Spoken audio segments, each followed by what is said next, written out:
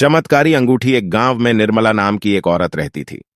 निर्मला की एक बेटी थी जिसका नाम काजल था और उसके पति के गुजर जाने के बाद घर की सारी जिम्मेदारी उसके सर आ गई थी।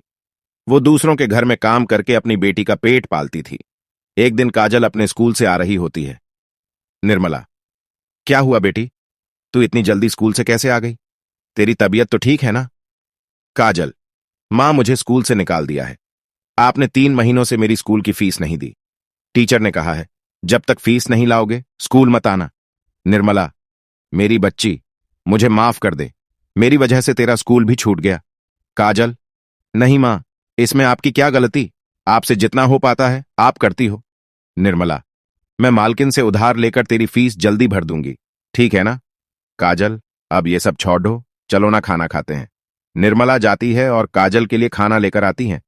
काजल, क्या हुआ मां, आपका खाना कहाँ है? निर्मला, अरे वो मुझे भूख लगी थी तो मैंने पहले ही खा लिया था, तू अब खा ले। काजल समझ जाती है कि उसकी मां ने खाना नहीं खाया और जितना खाना था वो उसे दे दिया। कई दिन गुजर गए लेकिन निर्मला काजल की स्कूल की फीस नहीं भर पाई। काजल भी समझ गई थी कि अब वह शायद स्कूल कभी नहीं जा पाएगी। एक दिन, काजल, मां तुम काम पर चली जाती हो, मैं यहां अकेले रहती हूं, मैं भी आपके साथ चलूं, आपकी थोड़ी मदद भी कर लूंगी। निर्मला, अच्छा, चल ठीक है। दोनों मां बेटी जाती हैं। उन दोनों को देखकर अनीता, जिसके यहां निर्मला काम करती थी, कहती है, अरे निर्मला, ये कौन है? निर्मला, मालकिन, ये मेरी बेटी है काजल। अनीता, तो तुम इसे यहां क्यों लाई हो? निर्मला, मालकिन, वो अकेली थी, ये इसीलिए आ गई मेरे साथ। अनीता, अच्छा अच्छा, कोई बात नहीं, चलो जल्दी से काम पर लग जा। निर्मला काम करने लग जाती हैं और काजल वहां पैडिडी एक बुक उठा लेती है और पढ़ने लग जाती है। इतने में अनीता वहां आ जाती है और कहती है, अनीता, अरे रे, ये क्या कर रही है तू? अनीता, निर्मला, अरे ओ निर्मला, कहाँ है? निर्मला, जी मालकिन कहिए।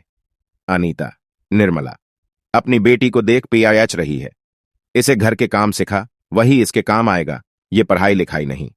काजल, मालकिन, आप ऐसा क्यों कह रही हैं? मैं पढ़ना चाहती हूं। अनीता, एक नौकरानी की बेटी होकर तू पढ़ाई करेगी? जा जाकर काम कर।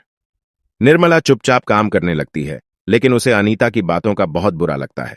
वो काम करके घर पहुंचती हैं और मां लक्ष्मी के सामने जाकर रोने लगती हैं।